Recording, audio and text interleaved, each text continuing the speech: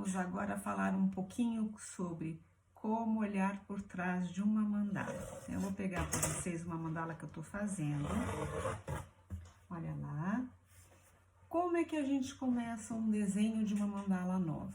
Primeiro, a gente coloca no papel, para depois vir para o MDF. Se a gente parar para olhar esse projeto, o que nós temos que fazer? Observar o desenho. Primeiro, definir o tamanho. Então, a mandala tem este tamanho. Realmente, é pegar uma régua, medir, né? Definir exatamente o tamanho do centro que eu quero, de forma harmônica. Isso é com treino, a gente vai olhando e sentindo a mandala. Qual seria a proporção adequada, né? E além disso, olhar o desenho. Então, o que eu vejo? Vou deixar ela bem retinha. Eu vejo que ela tem como se fossem pétalas. Então, observar por trás do desenho, né? Quais são as cores, eu vejo depois, mas o desenho. Então, o que eu vejo? Sempre qualquer mandala, iniciando pelo ponto central, descontando uma área de borda e literalmente contabilizando, isso é, medindo daqui até aqui, qual é a área útil que eu tenho para desenho. Com essa área útil, eu posso definir frações a serem desenhadas. Então, neste caso, o que a gente vê além disso? Essas pétalas estão em ângulos, né? Aqui começa no ponto 0, 45 graus, 90. Lembrando que a gente tem o transferidor para poder demarcar os ângulos de 10 em 10, né? Mas depende da nossa criatividade com quantas partes nós vamos dividi-las e desenhá-las. Esta mandala, no caso, olhando então e entendendo ela, vamos contar. 1, 2, 3, 4, 5, 6, 7, 8, 9, 10, 11, 12, 13, 14, 15, 16, 17, 18. Portanto, a cada 20 graus do transferidor, eu marquei um pontinho, né? E risquei realmente 18 frações, porque o transferidor tem 36 pontos, ou seja, 360 graus, a cada 10 graus. Nós temos uma marcação. Com esses 18 pontos, então, eu dividi a mandala nos 18 pontos, sempre passando pelo centro. Achei esse ponto, passo pelo centro, chego no ponto do lado de cá. Venho desse, passo no centro, chego para outro ponto, com a régua, né, gente? Risco os 36 pontos.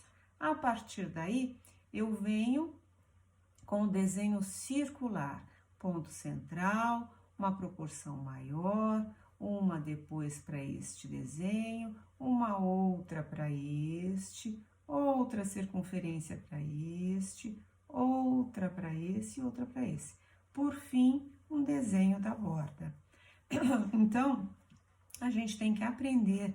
Eu quero fazer esse desenho. Ok, então vamos observar, olhar, enxergar por trás do desenho as formas geométricas. Para depois, riscado no papel e entendido o desenho, eu realmente vou elaborar quais são as cores que eu desejo. Cores frias, verde, azul, cores quentes, vermelho, amarelo.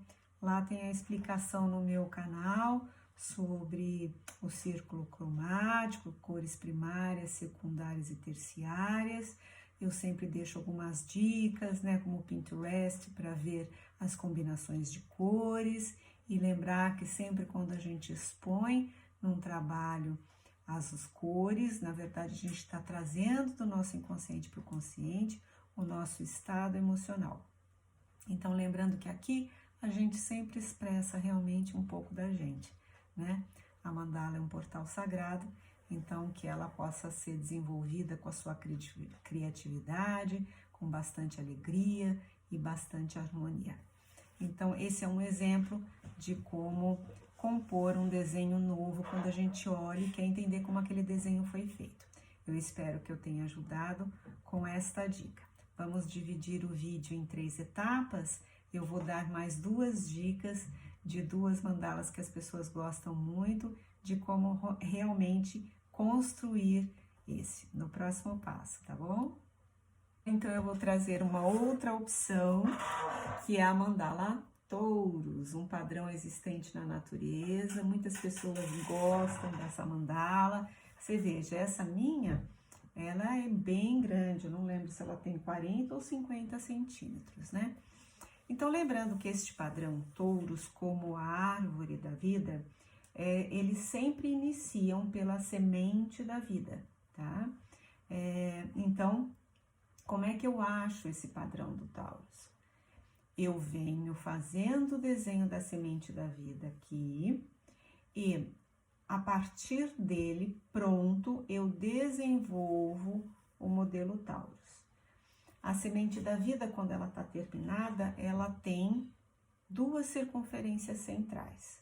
Portanto, se aqui eu tenho 40 centímetros de mandala e eu desconto a borda e tenho uma área útil, supondo, de 40 para ser mais fácil na conta, né? Eu sei que eu vou ter 2 circunferências de 20 de diâmetro, isso é, o total da circunferência. Portanto, meu raio para riscar essa circunferência seria de 10 centímetros, certo? A partir daqui, a gente consegue elaborar o modelo Taurus. Então, esse cálculo inicial sempre tem que ser feito num rascunho antes de começar, para que a gente não risque a mandala ou MDF à toa. Faça primeiramente no papel, faça o cálculo, lembre sempre da proporção do centro versus o tamanho, desconsidere a borda, elabore o desenho no papel, para depois você riscar na mandala, ok? Agora eu vou trazer para vocês o modelo da árvore da vida, né? Esse desenho tem explicação, o vídeo no meu canal, né? Isso existe até no desenvolvimento do feto, né? Quando as células começam a se desenvolver. É muito bonito ver para entender o porquê da árvore da vida, tanto o modelo Taurus quanto a árvore da vida, né? São padrões existentes na natureza, né? É utilizada realmente na arquitetura. Depois, se vocês quiserem também assistir os filmes, né?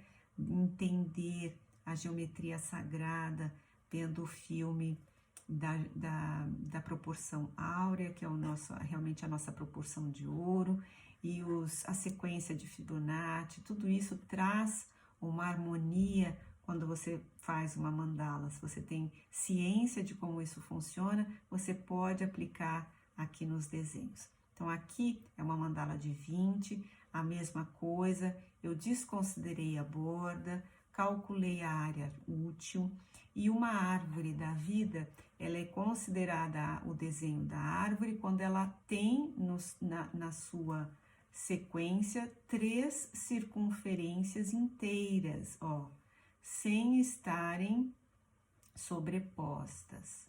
A partir de 3 a gente já considera. Tem pessoas que gostam de pintar a árvore com as 7 cores do arco-íris. Então, a gente tem que calcular o tamanho.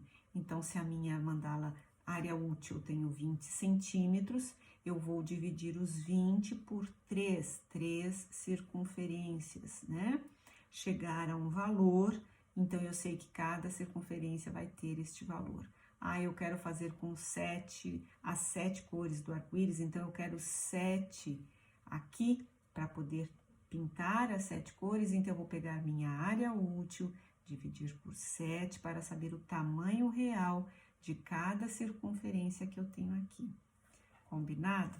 Espero que eu tenha contribuído aí em como iniciar e como pensar no desenho para iniciar as mandalas. No meu canal eu tenho várias aulas, quem tiver interesse em saber riscar uma série de tipos de mandalas, é só entrar em contato comigo.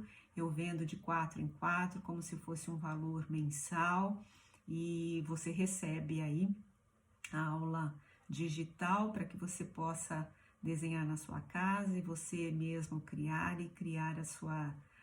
usar a sua criatividade e fazer a sua própria mandala. Espero que eu tenha contribuído com essa dica. Gratidão!